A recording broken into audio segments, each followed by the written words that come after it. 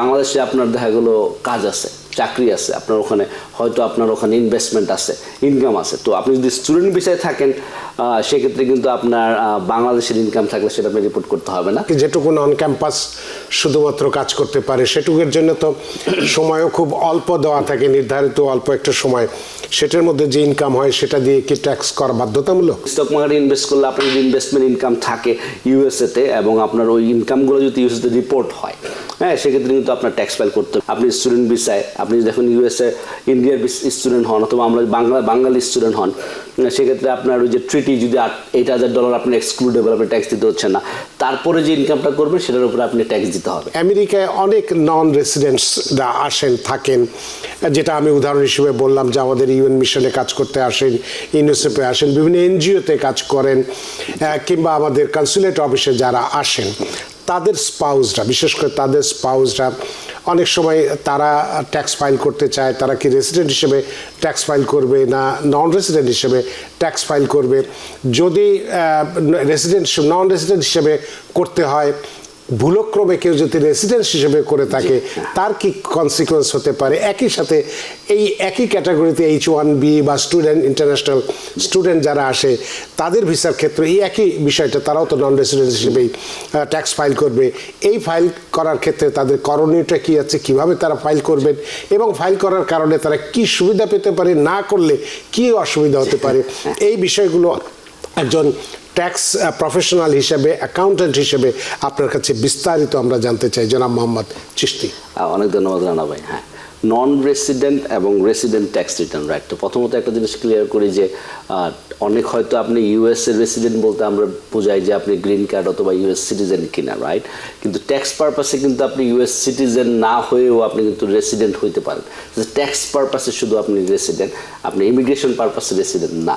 সেটার জন্য আমি একটু পরে হয়তো এক্সপ্লেন করবো যে আপনার একটা সার্টেন নাম্বার অফ ইয়ার থাকলে আপনি স্টুডেন্ট ভিসা থেকেও রেসিডেন্ট হিসেবে ফাইল করতে পারেন, আপনি J1 ভিসা থাকলেও রেসিডেন্ট হিসেবে ফাইল করতে পারবেন, এবং আপনি H1B ভিসা থাকলেও রেসিডেন্ট হিসেবে ফাইল করতে পারবেন। সেটাকে বলা হয় সাবস্টেনশিয়াল প্রেজেন্ট টেস্ট, রাইট? আপনি সাবস্টেনশিয়াল প্রেজেন্ট টেস্ট যদি আপনি পাস করেন, মানে নাম্বার অফ ডেজ যে আপনি ইউএসএ ছিলেন, তো ওইটা তখন আপনি রেসিডেন্ট হিসেবে ফাইল করতে পারবেন। তো রেসিডেন্ট ডাজন্ট মিন যে আপনি ইউএসএর রেসিডেন্ট, বাট যে ট্যাক্স পারপাসে আপনি রেসিডেন্ট, রাইট? তো প্রথমত আমি যে ব্যাপারটা নিয়ে কথা বলছি সেটা হচ্ছে স্টুডেন্ট ভিসা। স্টুডেন্ট যাদের ভিসা আছে, যারা F1 অথবা J1 visa, student training visa হিসেবে যারা কাজ আছে আর কি ইউএসএতে, তাদের ক্ষেত্রে আপনার নন রেসিডেন্ট ট্যাক্স ফাইলটাই মোস্ট অফ দ্য টাইম করতে হয়। কিন্তু এখানে সাবস্টেনশিয়াল প্রেজেন্ট টেস্টের মধ্যে কেউ যদি স্টুডেন্ট ভিসায় থাকে, F1 ভিসা বা J1 ভিসায় থাকে, ওনারা যদি 5 বছর কন্টিনিউয়াসলি ইউএসএ থাকে, 5 বছর পরে ওনারা রেসিডেন্ট হিসেবে ট্যাক্স ফাইল করতে পারে। রেসিডেন্ট হিসেবে ট্যাক্স ফাইল করা মানে আপনি 1040NR যেটা নন রেসিডেন্ট ট্যাক্স ফাইল, সেটা না করে তখন ওনারা 5 বছর পরে 1040 যেটা রেগুলার 1040 যারা ইউএস সিটিজেন এবং গ্রিন কার্ড হইলে যারা ফাইল করতে হয়, সেই ফর্মটা দিয়ে ওনারা রেসিডেন্ট হিসেবে ট্যাক্স ফাইল করতে পারে।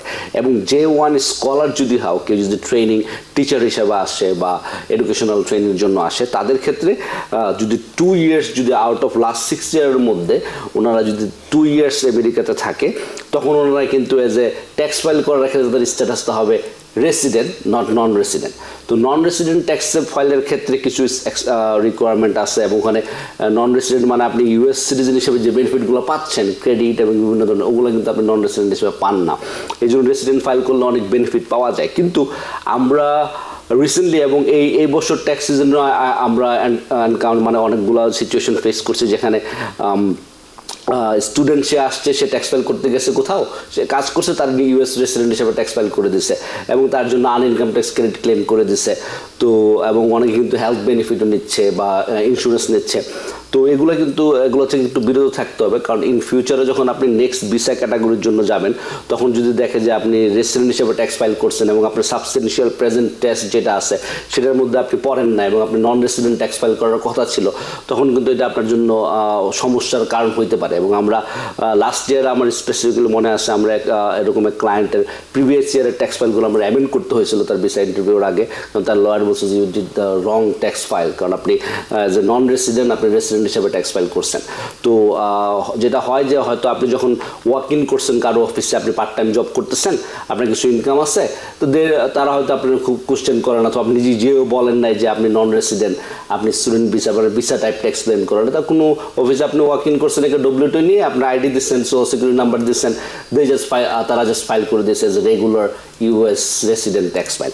তো ওইটা যারা স্টুডেন্ট আছেন, আমাদের ভিউয়ার্স যারা আছেন বা আপনার পরিচিত, মেক শিওর করবেন যে ট্যাক্স ফাইল করতে যাওয়ার আগে একজন এক্সপিরিয়েন্স প্রফেশনাল কাছে যাইতে, এবং যারা সবাই আসলে আপনার নন রেসিডেন্ট ট্যাক্স ফাইলিং করে না, হ্যাঁ, আমরাও অনেক সময় ট্রাই টু অ্যাভয়েড ইট, কারণ হচ্ছে you need lot of lot of types of visas, right?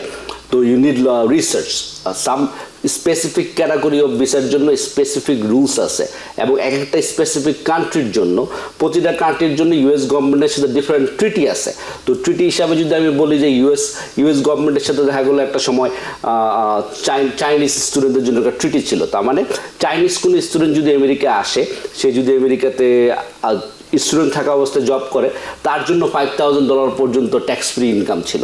তো এটা কিন্তু আপনি স্পেসিফিক চাইনিজ স্টুডেন্টদের জন্য শুধু, এটা কিন্তু আপনার বাঙালি স্টুডেন্টদের জন্য আপনি অ্যাপ্লাই করতে পারবেন না, অথবা ইন্ডিয়ান একটা student non resident visa apply করতে তার জন্য অ্যাপ্লাই করতে পারবেন না, ওদের সাথে একটা ট্রিটি আছে। এখন বাংলাদেশের সাথে একটা ট্রিটি ছিল যেটা আপ টু $8,000 পর্যন্ত ট্যাক্স ফ্রি ইনকাম তারা করতে পারতো, এবং ওটার জন্য ট্যাক্স দিতে হবে না। এখন আপনি যদি কারো কাছে ওয়াক ইন করেন, সে দেখবে $8,000 সে আপনার ট্যাক্স চার্জ করে দেবে, আপনার জন্য ট্যাক্স ফাইল করার রিকোয়ার্ডও না এই ক্ষেত্রে আর কি।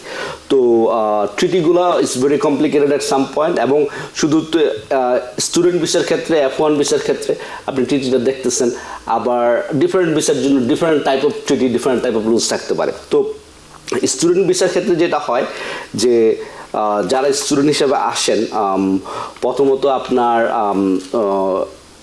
যখনই আপনি ইনকাম থাকলে এক ধরনের আপনি চিন্তা করতে হবে, কারণ স্টুডেন্ট যখন জব, কলেজে কিন্তু অনেক স্টুডেন্ট কাজ করতে পারে, এবং তাদেরকে কিন্তু আপনার আসার পরে কলেজ থেকে সোশ্যাল সিকিউরিটির ব্যবস্থা করা হয় যদি তারা ইন্টার্নশিপ পায়।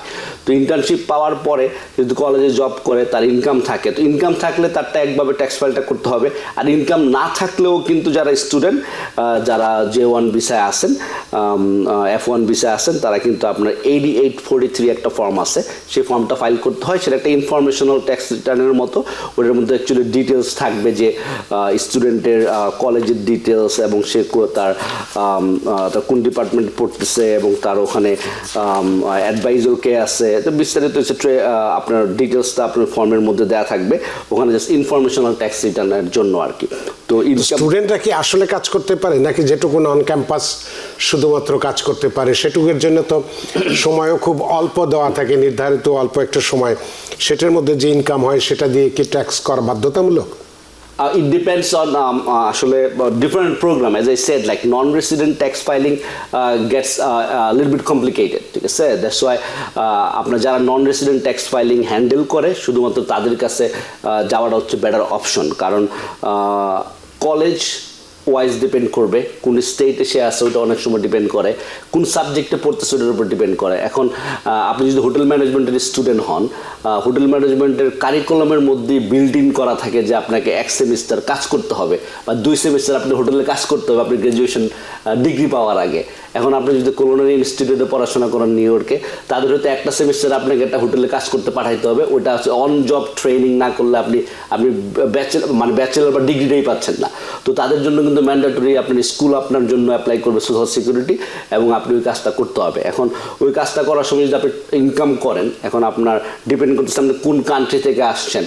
আপনি স্টুডেন্ট ভিসায়, আপনি যখন ইউএসএ ইন্ডিয়ার স্টুডেন্ট হন, অথবা আমরা বাঙালি স্টুডেন্ট হন, সেক্ষেত্রে আপনার ওই যে ট্রিটি যদি $8,000 আপনি এক্সক্লুডেবল, আপনি ট্যাক্স দিতে হচ্ছে না, তারপরে যে ইনকামটা করবেন সেটার উপরে আপনি ট্যাক্স দিতে হবে। আবার এখানে আবার আরেকটা ব্যাপার হচ্ছে, কোন ভিসা ক্যাটাগরিতে আছেন ওটার উপর আপনার ট্যাক্সগুলো ডিফারেন্ট হবে। তো F1 ভিসা হলে এক ধরনের ট্যাক্স ডিডাকশন রুলস আছে, আপনি J1 ভিসা হলে এক ধরনের ট্যাক্স ডিডাকশন রুলস আছে, H1B হলে আরেক ধরনের ট্যাক্স ডিডাকশন রুলস আছে। It gets little bit complicated, but that's why you need like right professional, এবং টক টু ট্যাক্স ফাইল করতে যাওয়ার আগে ডিটেলস ওদের সাথে কথা বলাটা খুব ইম্পর্টেন্ট আর কি। তো নেক্সট যেটা হচ্ছে আপনারা যখন যে কোনো ধরনের ইনকাম, যারা স্টুডেন্ট আছেন আপনাদের ইনকাম হইতে পারে যে আপনি ওয়েজেস থেকে ইনকাম করতেছেন, আপনি স্যালারি পাচ্ছেন, টিপস পাচ্ছেন, ইনভেস্টমেন্ট ইনকাম থাকতে পারে, ইন্টারেস্ট ইনকাম থাকতে পারে।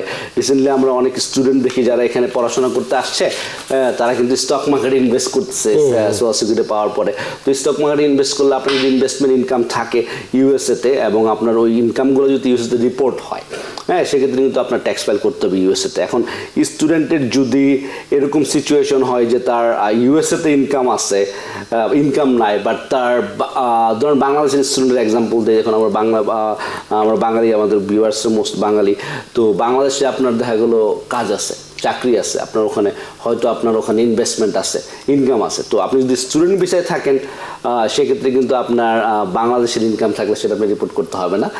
ইউএসএ যদি কোনো ইনকাম হয় সেটা আপনাকে রিপোর্ট করতে হবে। তো আর কেউ যদি ইউএস সিটিজেন হয় বা ইউএস গ্রিন কার্ড হয়, তাদের যখন 1040 যে ফর্মটা, সেটাকে বলা হয় যে 1040 আপনার ওয়ার্ল্ড ওয়াইড ইনকাম। তো পৃথিবীর যে কোনো প্রান্তে আপনার ইনকাম থাকুক, রেসিডেন্ট ট্যাক্স রিটার্ন যেটা 1040 ট্যাক্স ফাইলিং করতেছেন, ওই ইনকামটা আপনি ক্যাপচার করতে হবে। যদি কোনো কারণে যদি আইআরএস ফাইন্ড আউট করে যে আপনার ইনকাম ছিল আপনার হোম কান্ট্রিতে অথবা অন্য কোনো ফরেন কান্ট্রিতে, আইআরএস পরে ফাইন্ড আউট করলে আপনার জন্য ডেফিনেটলি ওরা পেনাল্টি এবং ইন্টারেস্ট দেবে, এবং ডিপেন্ড করতেছে কত টাকা ইনকাম আপনি ইভেট করছেন, আপনাদেরকে শো করেন না। ওটা যদি সিগনিফিকেন্ট অ্যামাউন্ট হয়, 75% হয় বা 50%-এর উপর হয়, তখন কিন্তু they can give you lot of penalties and you can be serious trouble. New York থেকে সম্প্রচারিত TVN 24 টেলিভিশন, বিশ্বজুড়ে বাঙালির কণ্ঠস্বর।